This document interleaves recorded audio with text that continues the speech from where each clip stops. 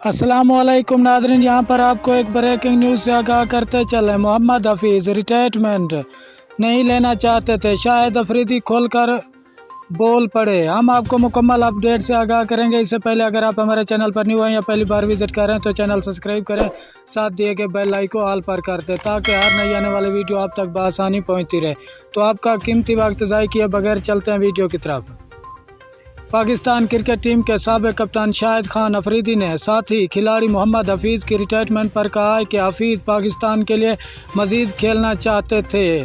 शाहिद अफरीदी ने एक प्रोग्राम में शिरकत के दौरान कहा कि मैं इनका बयान सुन रहा था, इनके रवैये से वाज़ेह था कि वो जल्द रिटायरमेंट लेने की बजाय पाकिस्तान क्रिकेट टीम के लिए मज़ीद खेलना चाहते थे। शाहिद अफरीदी ने कहा है कि मैं हमेशा पाकिस्तान क्रिकेट बोर्ड PCB और खिलाड़ियों के दरमियान राब्ते में फ़र्क पर बात करता हूं और मुझे लगता है कि बिल्कुल ऐसा ही मोहम्मद हफीज़ के साथ हुआ है।